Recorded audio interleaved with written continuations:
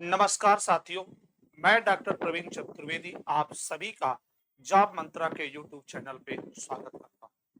भाई आज की क्लास में हम लोग 2022 इलाहाबाद हाई कोर्ट ने 2022 में परीक्षा कराई थी ग्रुप सी की और उसके जो पेपर थे उसका पेपर एक लेवल मेंटेन किया था। उन्हीं क्वेश्चनों के साथ मैं आपके सामने उपस्थित हुआ हूँ। क्वेश्चन का पैटर्न देखेंगे कि किस तरह से इलाहाबाद हाई कोर्ट क्वेश्चंस को मैनेज करता है। अर्थमेटिक और एडवांस का एक सेक्शन होता है और एडवांस में भी कोई सेक्शन को छोड़ता नहीं है, हर एक लेवल की वो बात कराता है, हर एक पैटर्न को लेके वो चलता है। तो आइए क्वेश्चन की शुरुआत किया जाए और क्वेश्चन आपके सामने मौजूद है। देखिए पहला क्वेश्चन आपके सामने जो रखा है ये बार से रिलेटेड है ना, या डॉट से रिलेटेड है। पहले क्वेश्चन को ध्यान देंगे तो इसको आप लिखना चाहेंगे तो इसको आप लिख सकते हैं 0.7। देखिए यह है कि नहीं पैटर्न 7 रिपीट हो रहा है तो इसको 7 पे आप बार लगा देंगे। और जब इस तरह का क्वेश्चन आया करे तो 0 पॉइंट पी और क्यू पे बार हो, इसका एक शॉर्टकट ट्रिक होता है। पी क्यू को पूरा लिख देते हैं, पूरा का पूरा। जिस पे बार नहीं होता है, जैसे पी पे बार नहीं है तो माइनस कर दे। जैसे पूरा का पूरा संख्या लिख दिया आपने पी क्यू, जिस पे बार नहीं उसको माइनस कर देंगे। रूल ये होता है कि भाग किससे दे, तो भाग जो होता है मेरे लाल वह जितने पे बार होता है उतने 9 होते हैं, जितने बार नहीं होते उतने 0 होते हैं। तो एक डिजिट पे बार है तो यहाँ पे 9 हो जाएगा और एक डिजिट पे बार नहीं है तो 0 हो जाएगा। मतलब इसका जो आंसर बनेगा मेरे भाई वह कितना बनेगा, 47 में से 4 घटेगा डिवाइडेड 9 0 हो जाएगा। मतलब ये बनेगा 43/90। तो कोई एक ऑप्शन होगा जो आपको वेरी कर रहा होगा, आपके आंसर को ला रहा होगा। चेक करिए कौन सा ऑप्शन है, तो option number A is the right answer. तो इस पैटर्न से आप इस क्वेश्चन को मैनेज कर सकते हैं।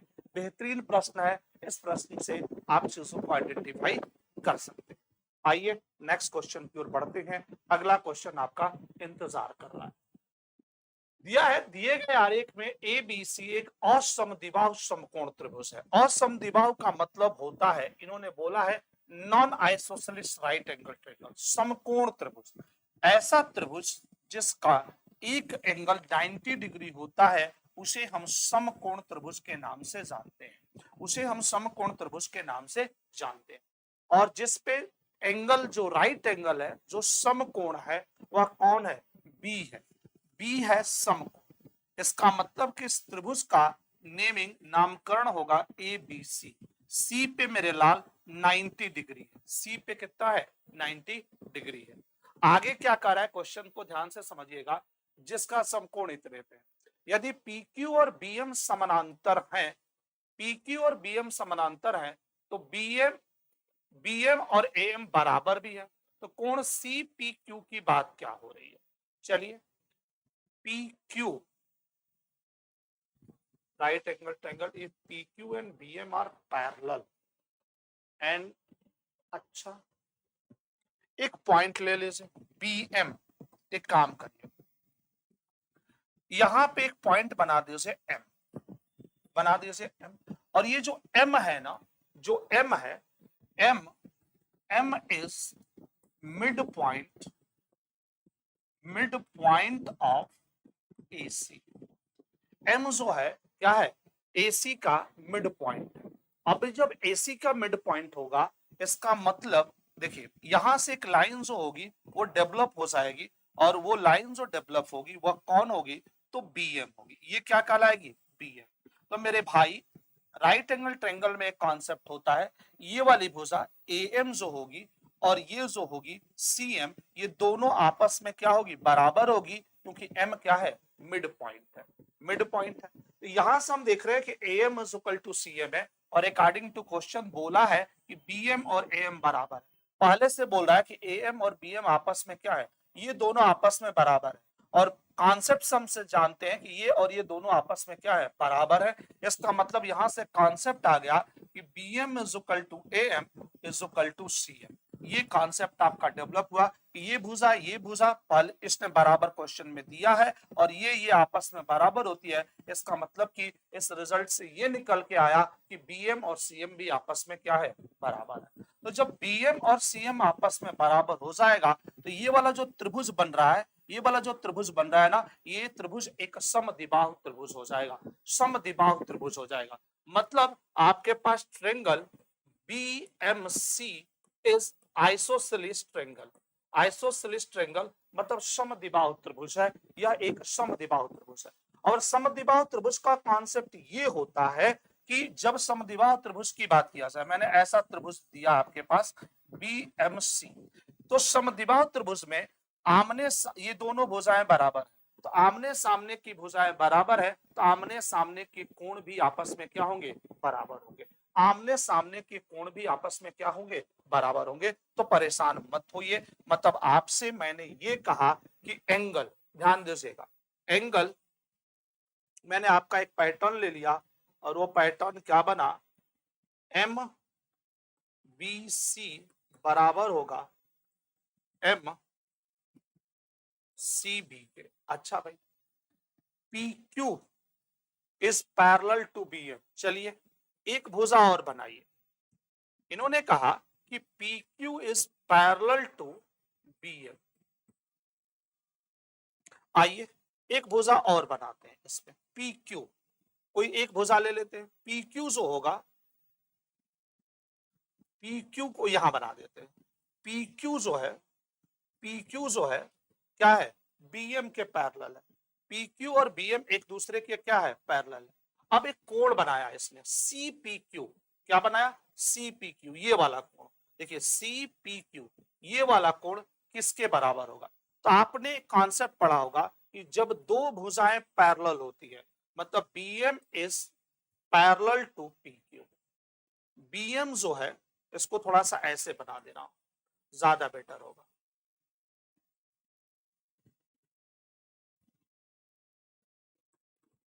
BM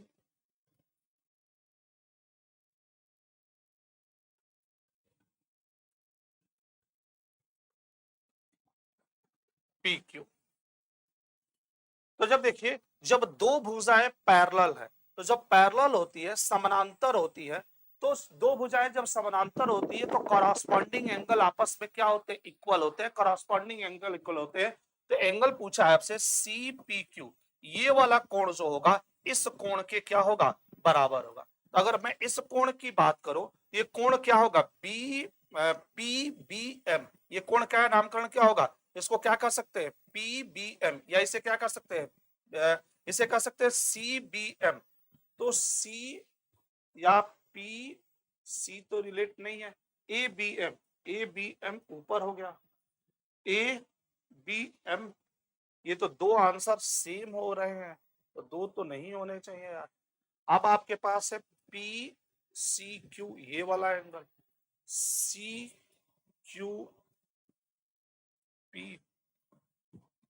इन्होंने CPQ, इस ये एंगल इस एंगल के बराबर होने चाहिए, ऑप्शन है नहीं। इसका मतलब मुझे लग रहा है कि एक ही तरह के दो ऑप्शन इन्होंने दे दिए हैं, तो एक ही तरह के दो ऑप्शन यहाँ पे नहीं होने चाहिए। कि पैटर्न अगर आप देखेंगे तो ये गलत हो जाएगा, दो ऑप्शन कुछ ना कुछ ऑप्शन में मिसिंग है ना।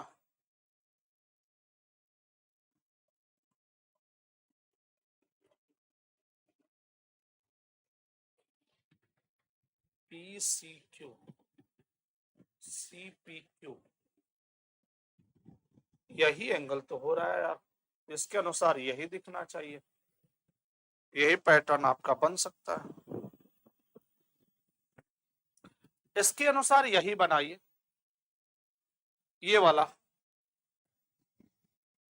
ऑप्शन नंबर C बनाइए, ऑप्शन नंबर C बना दीजिए, क्योंकि और तो कुछ बच नहीं रहा है। C दोनों है तो CPQ बराबर होगा CBM के।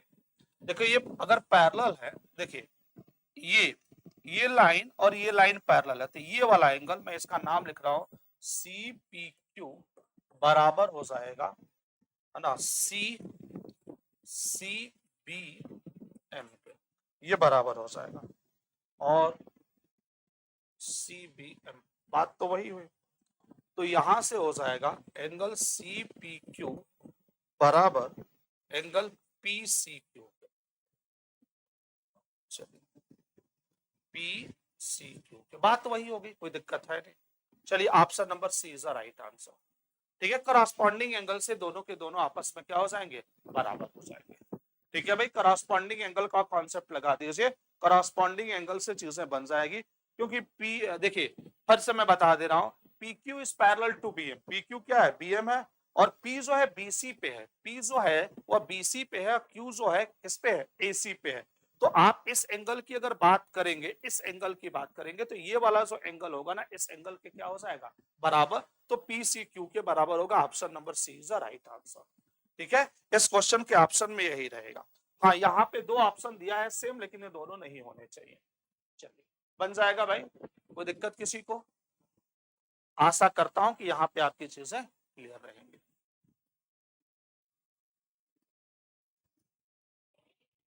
देखिए फिर से मेरी बात को समझिएगा, ये एंगल और ये एंगल करस्पॉन्डिंग एंगल से क्या हो जाएंगे, इक्वल हो जाएंगे, और यहाँ पे ये चीजें आपकी बन जाएंगी।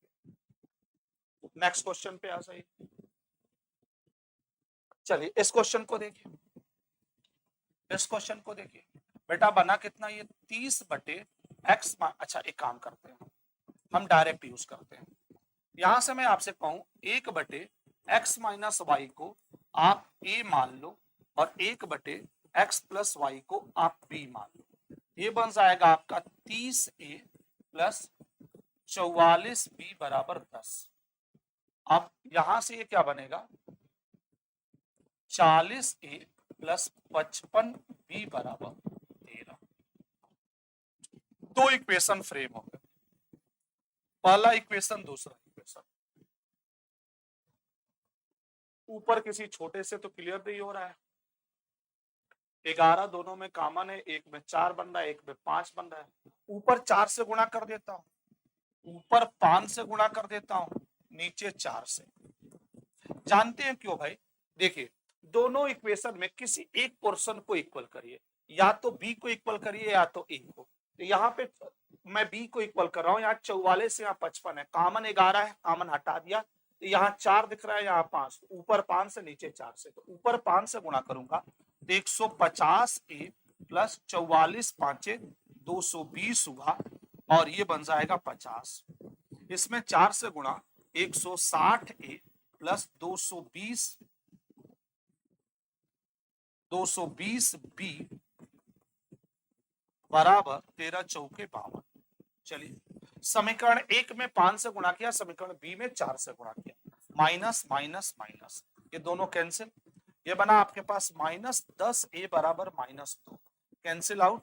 ए बराबर माइनस ए बराबर 2/10 मतलब 1/5। ए बराबर कितना मिल गया, 1/5। आइए समीकरण 1 से, फ्रॉम इक्वेशन 1। चलिए ये बना बेटा 30 इंटू 1/5 प्लस 44 बी बराबर 10 बना, ये वैल्यू आ गई। अब यहां से देखिए बन कितना जाएगा, 6। कितना बन जाएगा, 6। तो बेटा 44 बी बराबर 6 इधर आएगा तो 4, 10 में से 6 घटा 4, तो बी बराबर आया 4/44 मतलब 1/11। कितना आ गया, 1/11। दो चीजें आपकी क्लियर हो गई। अब देखिए ए का मान 1/5 है, ए का मान आपने कितना माना है, 1 पैटर्न। जैसे अब यहाँ पे अगर आपने ए का मान रखा, ए का मान जो है 1/5 है आपने रखा, और इसका मान 1/11 है, तो बेटा x माइनस वाई का मान कितना हो जाएगा, x माइनस वाई का मान मेरे भाई 5 आ गया, x प्लस वाई का मान कितना हो जाएगा 11, y से y कैंसिल, 2x बराबर 16, x बराबर 8, x बराबर 8, x बराबर 8 यहाँ रखिए 8, 8 माइनस वाई बराबर 5, तो y बराबर कितना हो जाएगा मेरे भाई 3। तभी तो 8 में से 5 8 में से 3 घटेगा, 8 में से 3 घटेगा 5, और 8 में 3 जुड़ेगा 11, बन जाएगा x का मान 8, y का मान 3। पूछा है x और y, तो x इंटू वाई 8 3 का 24। Option number D is the right answer. Option number D is the right answer. तो ध्यान से हम लोगों ने चीजों को देखा। इसमें जो पहला क्वेश्चन आपके पास बना है, पहले क्वेश्चन का जो आंसर बना वह ए बना 43/90। ठीक है, 43/90। ठीक है भाई, उसी तरह से दूसरे क्वेश्चन का आंसर कितना बना, एंगल PCQ के बराबर होगा, PCQ के बराबर होगा। समना भाई राइट एंगल ट्रायंगल का कॉन्सेप्ट था, राइट एंगल ट्रायंगल के बाद क्या था, समद्विबाहु त्रिभुज का बना, ये के दोनों बराबर हो गए।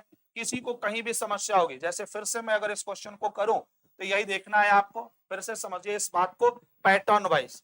जिस बच्चे को दिक्कत हो, त्रिभुज ABC था, समकोण त्रिभुज था, ये वाला ट्रायंगल जो था BMC समद्विबाहु त्रिभुज बना। समद्विबाहु त्रिभुज में ये कोण, समद्विबाहु त्रिभुज में ये वाला कोण आपस में क्या हुआ, बराबर। उसके बाद जब ये भुजा दोनों भुजा पैरेलल होगी तो ये कोण आपस में क्या कहलाएंगे, बराबर। और पहले से ये वाला कोण क्या था, ये कोण पहले से बराबर था, ये दोनों कोण क्या था, पहले से बराबर था। किससे, समद्विबाहु त्रिभुज से। ये वाला एंगल जो था इस एंगल के क्या था, बराबर था। समद्विबाहु त्रिभुज में हमने इस बात को आपसे कहा था कि MBC क्या था, MCB के बराबर था। तो ये कोण पहले से बराबर था और ये वाला कोण इस कोण के बराबर होगा, इसका मतलब ये वाला कोण इस कोण के बराबर होगा। तो पूछा है आपसे कि CPQ मतलब ये कोण किसके बराबर होगा, तो ये कोण बराबर हो रहा है, ये इसके बराबर है, इसका मतलब ये भी बराबर होगा, इसकी वैल्यू इसके बराबर होगी, मतलब QCP के या किसके बराबर होगी भाई, PCQ के। तो ऑप्शन नंबर कौन होगा, सी होगा। ऑप्शन नंबर कौन हुआ, सी हुआ। ठीक है, चलिए कोई दिक्कत, आइए आगे बढ़ते हैं भाई।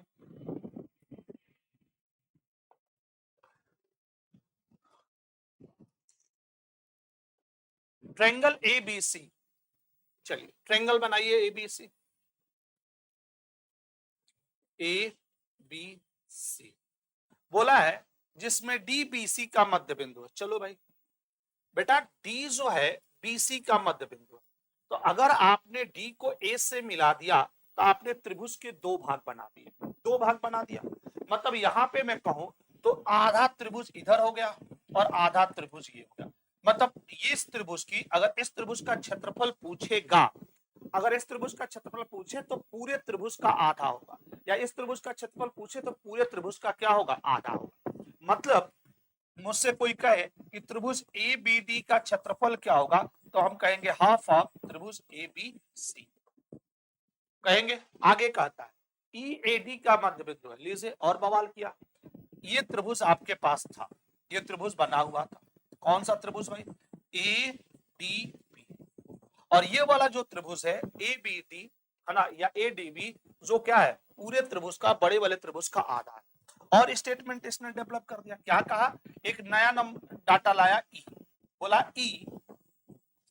E जो है AD का क्या है, मध्य बिंदु है। जब E जो है AD का मध्य बिंदु है तो इसको मिला दीजिए, जब इसको मिलाएंगे तो ये भी आधा हो जाएगा, ये भी क्या हो जाएगा, आधा।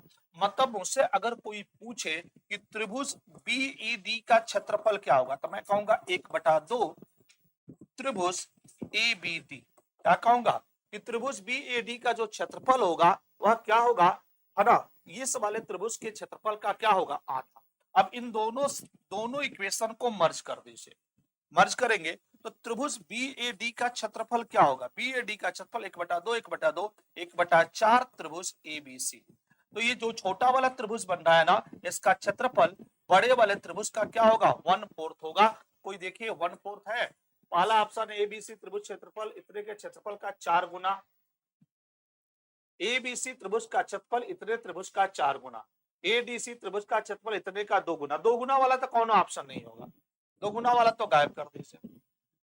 ये वाला देखिए ADC त्रिभुज का क्षेत्रफल, ADC का कोई मतलब नहीं है। यहां से देखिए अगर मैं इधर भेज दूं तो 4 त्रिभुज BED बराबर त्रिभुज ABC, तो त्रिभुज ABC का जो क्षेत्रफल होगा BAD के क्षेत्रफल का कितना गुना होगा, 4 गुना। BAD का जो क्षेत्रफल होगा बड़े वाले का 1/4 होगा, या बड़े वाले त्रिभुज का क्षेत्रफल होगा BAD के क्षेत्रफल का कितना होगा, 4 गुना होगा। ठीक है, पहला ऑप्शन सही होगा अकॉर्डिंग टू क्वेश्चन। मतलब आपके कॉन्सेप्ट में आया है कि त्रिभुज BED का क्षेत्रफल है बड़े वाले का क्या है, चौथाई है। तो अगर मुझसे कहा जाए ABC, क्या, अगर मुझसे कहा जाए ABC, तो त्रिभुज ABC का क्षेत्रफल क्या होगा बेटा, छोटे वाले का 4 गुना होगा। कितना गुना? 4 गुना। Option number A is the right answer. आइए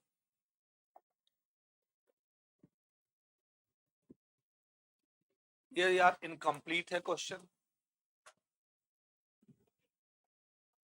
साधारण ब्याज की दर से कोई धनराशि 5 वर्ष में इतनी और 8 वर्ष में इतनी। 5 वर्ष में कोई धनराशि इतनी होती है और 8 वर्ष में इतनी होती है। मतलब ये धनराशि जो आपको दी गई है ये 5 वर्ष का मिश्र धन है, ये 8 वर्ष का मिश्र धन है। ठीक है ना?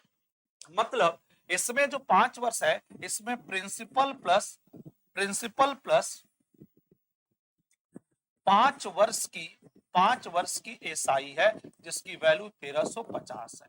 इसमें प्रिंसिपल प्लस 8 वर्ष की एसआई है जिसकी वैल्यू 1620 है। तो जब दोनों को घटा दोगे तो दोनों को घटाओगे तो मेरे लाल 3 वर्ष की एसआई मिलेगी।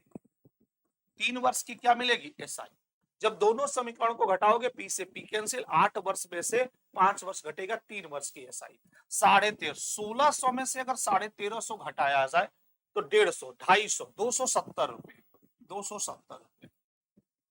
आप चेक कर सकते हो। 0 7 5 12 13 2 15 1 16, 270। तो 3 वर्ष का साधारण ब्याज 270 है। तो मेरे लाल 1 वर्ष की एसआई कितनी हो जाएगी? 1 वर्ष की एसआई कितनी हो जाएगी? आप कहोगे सर 90 रुपए। 1 वर्ष की एसआई कितनी हो जाएगी? 90। चलिए आगे क्या कहता है? कहता है वह धनराशि कितनी होगी। तो देखिए ये है प्रिंसिपल प्लस 5 साल का साधारण ब्याज। तो बताओ 1 साल का साधारण ब्याज कितना हो रहा है? 90 रुपए। तो 5 साल का साधारण ब्याज 90 इंटू 5 बराबर 1350।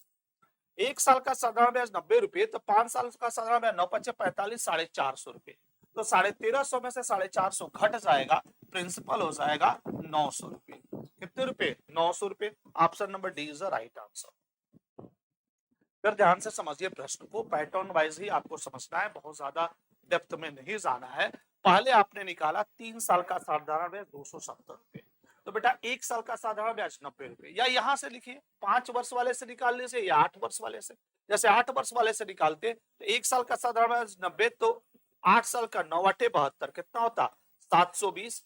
1620 में से अगर 720 घटा दोगे तो भी आंसर आपके पास मिल जाएगा 900। Option number D is the right answer.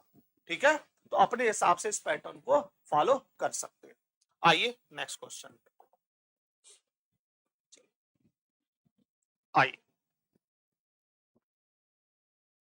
प्रश्न क्या है? 4 डाइस आर थ्रोन साइमल्टेनियसली। मतलब डाइस को 4 डाइस है हमारे पास।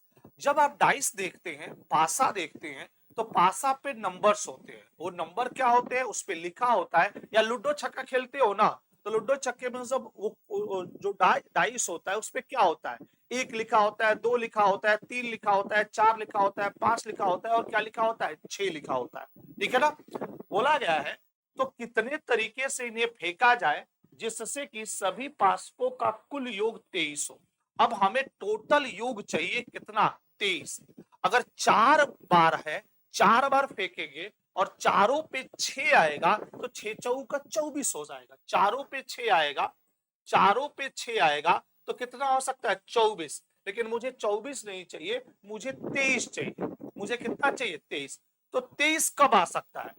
23 तभी आ सकता है जब एक पासे पे 5 आए और 3 पासे पे 6 आए। 3 पासे पे 6 आए और मेरे भाई एक पासे पे 5 आए, तभी इसकी पॉसिबिलिटी हो सकती है। मतलब मैं कह सकता हूं कि पहले पासे पे 5 और अगले 3 पासे पे कितना हो? 6। या मैं कह सकता हूं कि नहीं भाई, पहले पासे पे 6, दूसरे पे 5 और इन पे 6 आए। या मैं कह सकता हूं 6 आए, 6 आए, 5 आए, 6 आए। या मैं कह सकता हूं 6 आए, 6 आए, 6 आए, 5 आए। मतलब इसके जो तरीके टोटल हमको दिख रहे हैं वह कितने दिख रहे हैं? ये 4 तरीके हो सकते हैं 23 लाने के।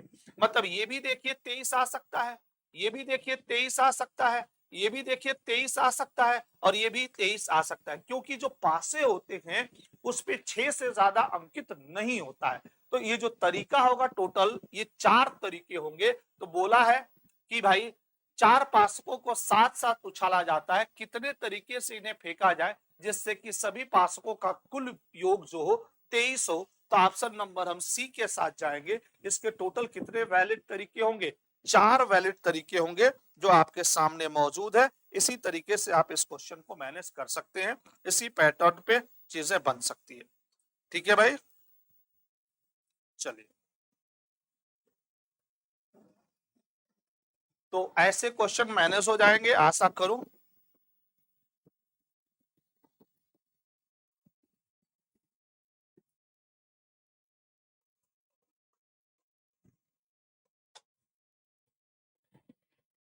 आइए, अब यार देखो, ये एक नॉर्मल सा वैरायटी टेस्ट है अलजेब्रिक एक्सप्रेशन का। अलजेब्रिक एक्सप्रेशन में क्या है, इस वैल्यूज को अपनी तरफ से कुछ मानना होगा। जैसे देखो भाई, यहाँ पे a इज इक्वल टू मान लो 0.22 को a मान लो और b मान लो 0.02।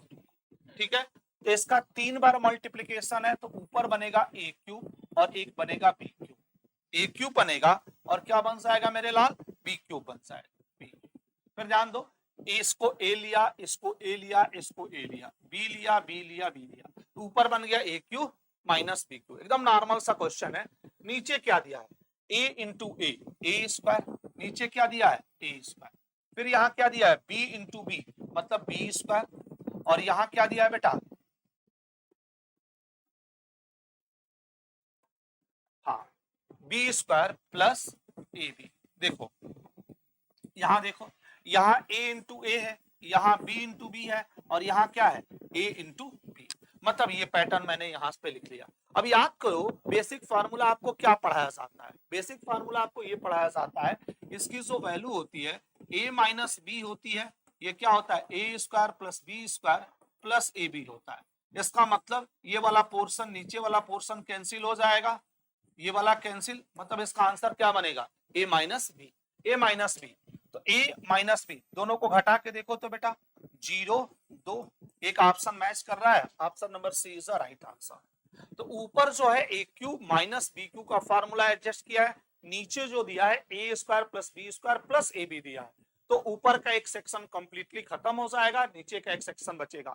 देखो एग्जामिनर ने इस पे दिया, कभी कभी एग्जामिनर ये भी खुराफात करता है, ऊपर दे देगा A cube plus B cube और नीचे दे देगा A square minus A B plus B square. तो जब इस सेक्शन का क्वेश्चन देता है तो इसका आंसर बनता है ए प्लस बी, और जो क्वेश्चन दिया है उसका आंसर बनेगा ए माइनस बी। तो ए माइनस बी कर दो, आंसर आपके पास आ जाएगा। ठीक है ना, अपने पैटर्न से चीजों को मैनेज करो।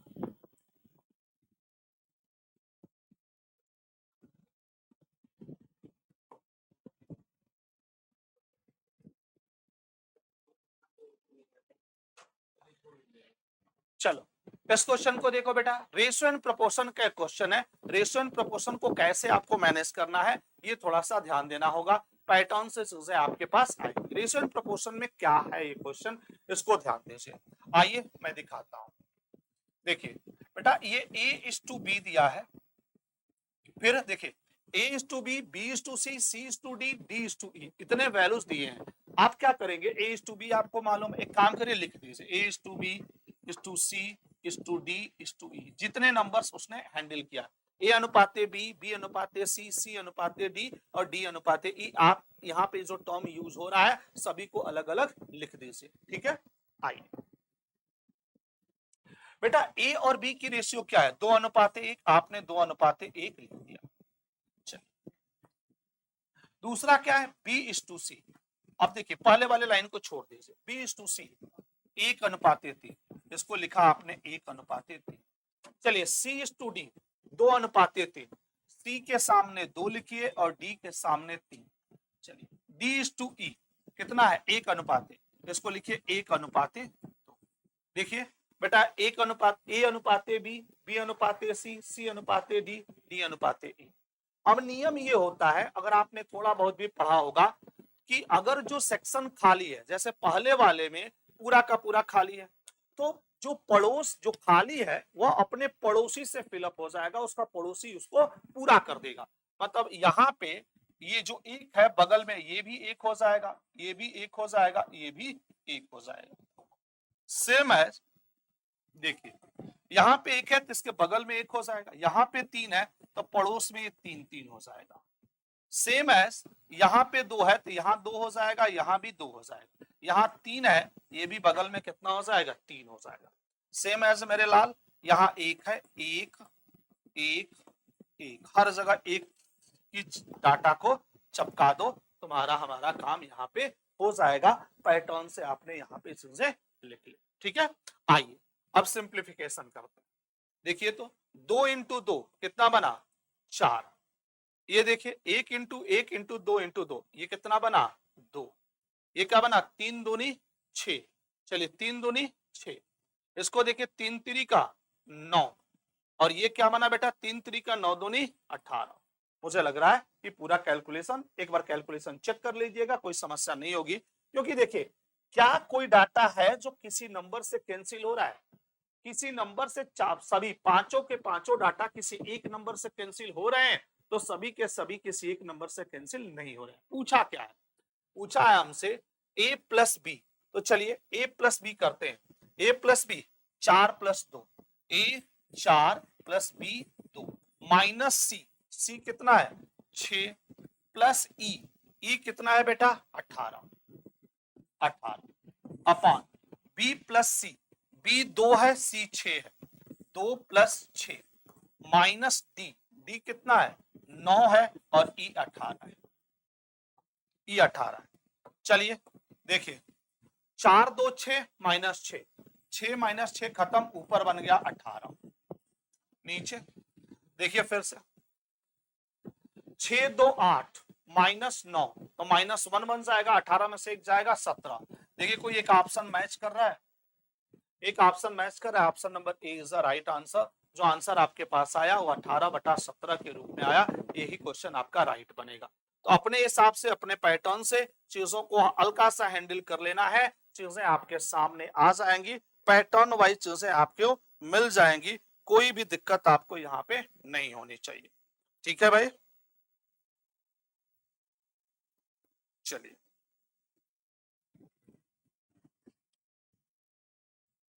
आइए अगले क्वेश्चन पे आइए। क्या दिया है बेटा, ये दिया है A plus 1 by B is equal to 1 दिया है, ए का मान आपको यही दिया है, ठीक है। एक काम करिए यहां से ए की वैल्यू निकालिए, ए बराबर यहां से क्या होगा, तो ए बराबर हो जाएगा 1 माइनस 1 बटा बी, मतलब ए बराबर बन जाएगा बी माइनस 1 अपॉन बी। ये पहली वैल्यू, आपने ए निकाल लिया, ए का मान आपके पास आ गया, क्योंकि ए बी सी आपसे पूछा जा रहा है। वैसे ए बी सी का जो मान आएगा ना, मैं आपको बताऊं इसका आंसर आएगा -1, हल करके दिखाता हूं, इसका आंसर बनेगा -1। कैसे बनेगा मैं आपको दिखा रहा हूं। चलिए आइए दूसरे पॉइंट पे, यहां पे दिया है b प्लस 1 बटा सी इज इक्वल टू 1। मैं एक काम करता हूं, आप c का मान निकालिए, यहां से c का मान निकालिए, यहां से जब c का मान निकालेंगे तो ये बना आपका 1 बटा सी इज इक्वल टू, इसको इधर भेजेंगे तो 1 माइनस बी हो जाएगा, हो जाएगा। तो देखिए अगर मैं यहां से पैटर्न लूं और पैटर्न वाइज चीजें करूं, तो सी की जो वैल्यू होगी ये बनेगी 1 बटा 1 माइनस बी, क्योंकि देखिए क्रॉस मल्टीप्लीकेशन करेंगे भेज देंगे तो ये सी का मान हो गया। अब आपसे पूछा है ए बी सी, तो बेटा ए का मान है B minus 1 upon B, B का मान बी ही है, और सी का मान क्या है 1 बटा 1 माइनस बी। चलिए काटिए पीटिए, तो काटिए पीटिए, देखिए बी से बी कैंसिल, बी से बी क्या हो गया कैंसिल, ऊपर क्या बचा b माइनस 1, नीचे क्या बचा 1 माइनस बी। एक काम करिए ऊपर से -1 कॉमन कर लीजिए, -1 कॉमन करेंगे तो 1 minus B upon 1 minus B, बेटा क्या हो जाएगा ये कैंसिल, ये वैल्यू कितनी बन गई -1। Option number B is the right answer. इस क्वेश्चन को अगर आप वेरी करते तो यहां भी आप आंसर बना लेते, आपको समस्या नहीं होती अगर उसी पैटर्न से आपने इस चीज को हैंडल किया है तो स्टेप बाय स्टेप आप चीजों को करेंगे, आपके पास आंसर आसानी से आ जाएगा, आपको समस्या नहीं होगी, ठीक है भाई। चलिए आइए नेक्स्ट क्वेश्चन की ओर बढ़ते हैं।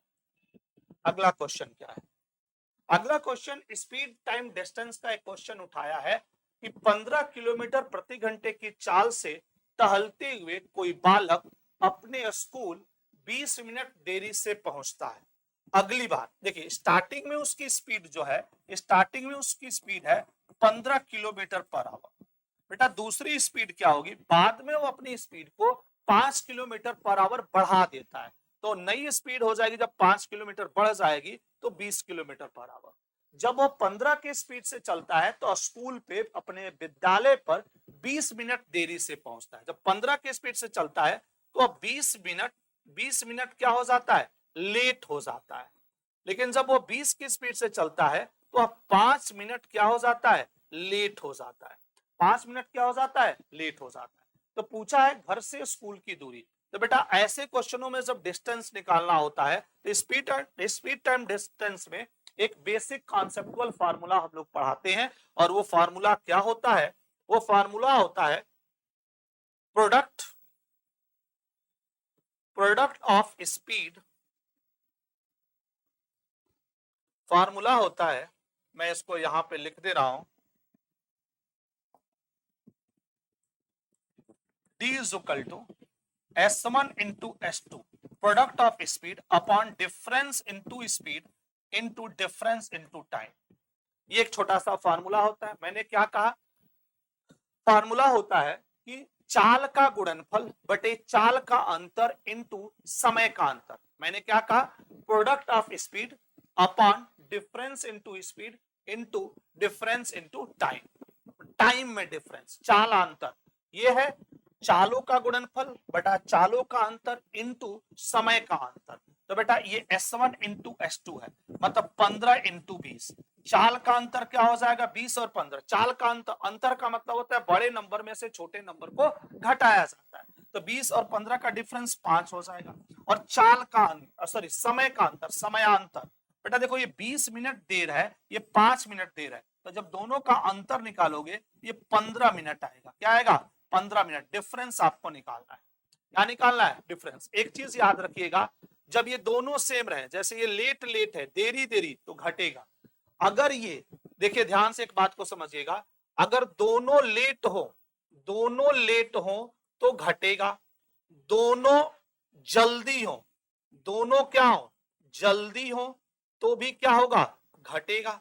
और एक लेट हो और एक जल्दी हो, अपोजिट हो, तो क्या होगा, जुड़ेगा। क्या होगा, जुड़ेगा। जैसे मान लो जो कहीं पे आपको 10 बजे पहुंचना था और आप 20 मिनट लेट पहुंचते हैं। आपने टाइम दिया था कि मुझे 10 बजे पहुंचना था, आप 20 मिनट लेट पहुंचते हो, तो कब पहुंचोगे, 10:20 पे पहुंचोगे। हाँ, और फिर आपने कहा कि 10 बजे पहुंचूंगा और फिर आप 5 मिनट लेट पहुंचते हो। तो एक बार आप 10:20 पे पहुंचते हो, 20 मिनट देर, और एक बार आप 5 मिनट लेट पहुंचते हो, मतलब कब पहुंचते हो, 10:05 पे। तो बताओ दोनों समयों में अंतर कितना हुआ। एक बार पहुंचे 10:20 पर, एक बार पहुंचे 10:05 पे, तो दोनों का अंतर कितना हुआ, 10:20 और 10:05 में 15 मिनट का अंतर हुआ। चलो अब देखो 15 मिनट को आवर्स में बदल लो, क्योंकि ये भी किलोमीटर पर आवर, ये भी किलोमीटर पर आवर, तो आवर्स में बदलो, तो 15/60 को आप क्या लिख सकते हो, 1/4। तो बेटा यहाँ पे 1/4 हो जाएगा, 1/4 होगा। अब आपको इसी को सिंप्लीफाई करना पड़ेगा, सिंप्लीफिकेशन आपका यही आंसर बनेगा।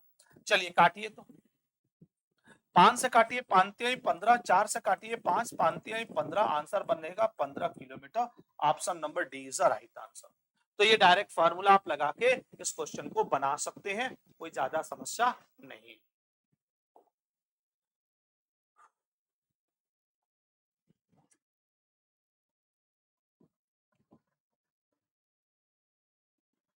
अब आपसे 3 पासकों की बात होने लगी। कहा जाने लगा कि आपके पास 3 पासक हैं, 3 पासे फेंकने हैं। 3 पासों की बात होती, देखिए जब 3 पासक, प्रश्न को ध्यान से समझिएगा, जब 3 पासकों को एक साथ फेंका जाता है तो उसे कितने तरीके से फेंका जाए कि कुल योग, कुल भोग नहीं भाई, योग 15।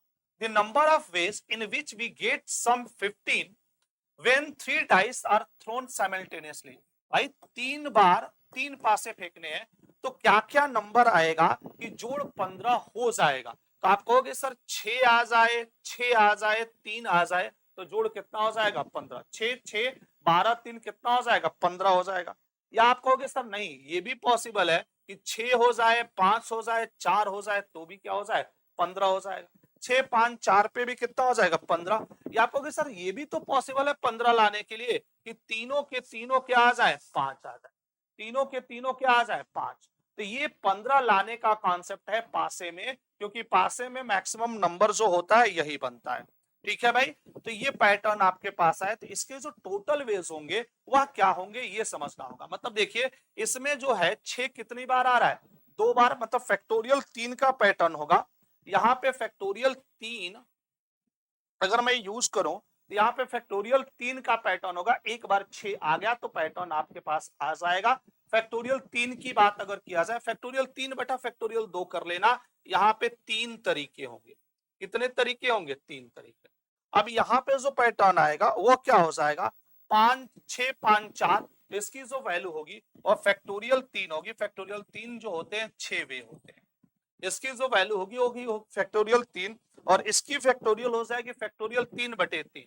तीनों सेम है, फैक्टोरियल 3 बटे फैक्टोरियल 3, ये वैल्यू कितनी हो जाएगी 1 हो जाएगी। तो 6 3 9 इतने वे, 6 3 9 1 10 वे, 10 तरीके होंगे। Option number B is the right answer. चलिए अच्छा, कई लोगों को लग रहा होगा कि सर आपने यहाँ फैक्टोरियल 2 किया, यहाँ पे फैक्टोरियल 3 किया, यहाँ पे आपने भाग नहीं दिया। तो बेटा अगर आप प्रोबेबिलिटी पढ़ोगे तो मैं आपको सिखाऊंगा, क्लासेस में मैं सिखाता हूं। देखिए ये कितने डाटा है 3, तो 3 तो रहेगा ही, फैक्टोरियल 3 ऊपर रहेगा है ना। नीचे क्या होगा जो नंबर रिपीट होता है, तो 6 2 बार रिपीट है इसलिए किससे भाग दिया 2 से भाग दिया। अब यहाँ पे देखिए कोई नंबर रिपीट है क्या 6 5 4 नहीं है ना, कोई नंबर रिपीट नहीं है, तो फैक्टोरियल कितना बन गया 3 बन गया। और यहाँ पे क्या हुआ 3 नंबर है तो फैक्टोरियल 3 हुआ, और तीनों नंबर रिपीट है, तीनों नंबर क्या है रिपीट है, तो फैक्टोरियल 3 बटा 3।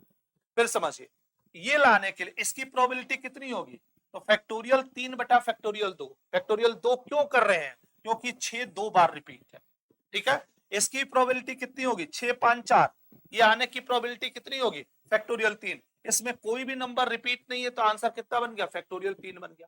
यहाँ पे अगर तीनों 5 होंगे तो इसकी प्रोबेबिलिटी कितनी होगी फैक्टोरियल 3 बटा फैक्टोरियल 3, मतलब कितना 1। तो इसका आंसर होगा 6 3 9, मतलब कितने तरीके 10 तरीके, इसका राइट आंसर मिल जाएगा। आइए नेक्स्ट क्वेश्चन में बढ़ते हैं। एक आदमी और एक बालक जितना कार्य कर सकते हैं उसका 4 गुना कार्य 5 आदमी और 2 बालक कर सकते हैं। एक आदमी और एक बालक, ठीक है ना, एक आदमी, ध्यान दीजिएगा 1 मेल और 1 बॉयज जितना कार्य कर सकते हैं उसका 4 गुना कार्य, ये जितना काम कर सकते हैं, अगर ये एक काम कर सकते हैं तो इसका 4 गुना काम कितने आदमी 5 आदमी और 2 बालक कर सकते हैं। तो 5 आदमी 2 बालक जो हैं कितना काम करेंगे, जितना काम करेंगे, अगर ये एक काम करेंगे तो ये कितना काम करेंगे 4 काम करेंगे। ठीक है ना, इसलिए इसमें कितने से गुणा 4 से गुणा। अगर मान लीजिए इसकी जो भी वैल्यू होगी, अगर ये 10 काम करेंगे, ये दोनों मिलकर 10 काम करेंगे तो कितना काम करेंगे 40 काम करेंगे। ठीक है ना, आइए सिंप्लीफिकेशन करिए।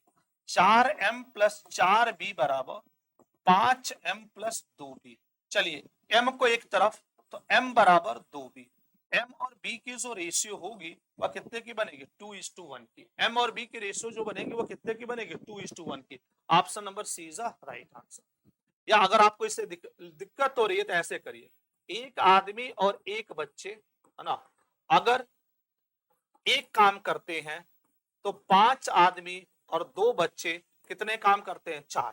क्रॉस मल्टीप्लिकेशन कर दीजिए आ जाएगा, उसके बाद सिंप्लीफिकेशन कर दीजिए आपके पास आंसर आ जाएगा। वह सबसे छोटी संख्या ज्ञात कीजिए जिसमें 3 जोड़ने पर जब किसी संख्या में 3 जोड़ा जाता है तो वह संख्या 27 35 25 और 21 से विभाज्य हो सकती है। मतलब वह सबसे छोटी संख्या ज्ञात कीजिए जिसमें 3 जोड़ने पर ये क्या हो जाए इससे कटे। तो कोई भी संख्या जब कटने की बात होती है तो वह क्या होती है एलसीएम। मतलब आपको क्या निकालना है अभिष्ट नंबर। मुझसे कहा गया कि वह नंबर बताइए जिसमें 3 जोड़ों तो इनसे कटने वाला। मतलब नंबर में अगर 3 जोड़ूंगा तो मुझे क्या चाहिए 27 35 25 और 21 का एलसीएम। कि वह संख्या बताइए जिसमें जब 3 जोड़ूंगा तो इसका एलसीएम के बराबर होने चाहिए। इसका मतलब जो इसका एलसीएम होगा, संख्या क्या होगी, संख्या जो होगी मेरे लाल एलसीएम से 3 कम होगी, क्योंकि आपके पास 27, 35, 25 और जो 21 है, 27, 35, 25 और 21 से पूर्णतः विभाजित होने वाली संख्या इनका क्या कहलाएगी, एलसीएम कहलाएगी। तो पूछा जा रहा है कि वह सबसे छोटी संख्या क्या होगी जिसमें मैं 3 जोड़ दूं तो क्या हो जाएगा मेरे भाई, एलसीएम के बराबर हो जाएगा। ठीक है ना। तो आपसे यही कहा गया है। इसमें से 4 ऑप्शन है आपके पास, इसमें हम क्या जोड़ें कि वह एलसीएम के बराबर होगा, यही तो संख्या है चारों ऑप्शन। तो चारों में 3 जोड़ दो, चारों में 3 जोड़ने पर जो ऑप्शन एलसीएम के बराबर, अगर आप बेसिक से निकालना चाहते हो तो बेसिक से निकालोगे तो इसका एलसीएम निकाल के 3 घटा दोगे तो इन चारों ऑप्शन में से कोई ऑप्शन आपको मिल जाएगा। लेकिन अगर आप बेसिक से नहीं निकालना चाहते हो तो डायरेक्ट निकालना चाहते हो, एक काम करो, सभी में 3 जोड़ दो, सभी में 3 जोड़ दो, क्योंकि 3 जोड़ने पर किसके बराबर होने चाहिए, एलसीएम। देखिए नंबर क्या होगा, number plus 3 is equal to LCM.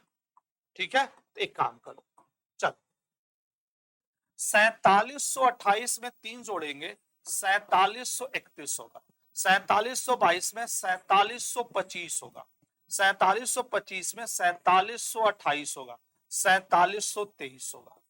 अब मैं आपसे एक रिक्वेस्ट करूंगा, आप एलसीएम मत निकालिए। एलसीएम क्या है, 25, 35, 25, 21 का एलसीएम निकालना है। तो ये तो क्लियर है कि इसमें दिख रहा है 35, 35 मतलब 7 इंटू 5, 25, 5 इंटू 5।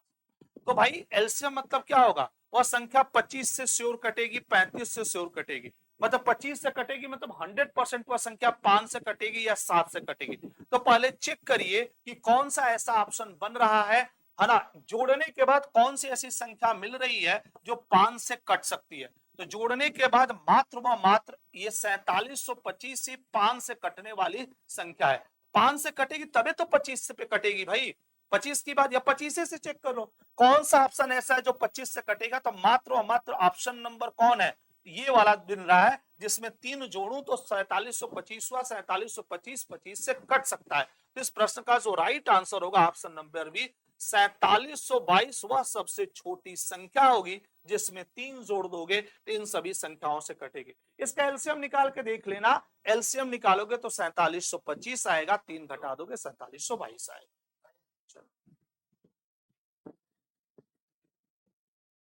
रीना अपने गृह ऋण की मासिक किस्त के भुगतान में, रीना अपने होम लोन ली है, मासिक किस्त के भुगतान में अपने मासिक वेतन का 20% व्यय के लिए, किस्त देने में वो 20% क्या करती है, खर्चा करती है। ठीक है, तो देखिए अगर रीना के पास पी रुपये है, रीना के पास कितने रुपए है, पी रुपये है, तो 20% क्या देती है, किस्त दे देती है। ये बताइए अगर 20% किस्त दे देगी तो रीना के पास बचेगा कितना, 80%। रीना के पास बचेगा कितना, 80%। चलिए भाई 80% बच गया। फिर कहता है शेष वेतन में से, शेष वेतन में से 20% धनराशि गृहस्थी के खर्च पर व्यय की और 10% धनराशि पेट्रोल के मद में रहेगी। पेट्रोल पे 10% खर्च करती है और गृहस्थी में 20%, मतलब शेष राशि का किस्त देने के बाद जो पैसा बचा उसमें से 20% क्या हुआ, घरेलू खर्च पे और 10% पेट्रोल पे। तो टोटल खर्चा कितना, 20, 10, 30, मतलब बचा कितना, 70। बचा कितना, 70, 70/100। उसके पास पी रुपया था, 20% किस्त दे दिया, बचा 80%। जो बचा उसमें से 20% उसने घरेलू खर्चा किया, 10% पेट्रोल पे, तो 20, 10, 30% उसने खर्चा कर दिया, बचा कितना, 70। यही 70 क्या हो जाएगा, उसके सेविंग के बराबर हो जाएगा, उसके सेविंग के बराबर हो जाएगा। ठीक है, चलो सॉल्व करो तो बेटा, सॉल्व करो।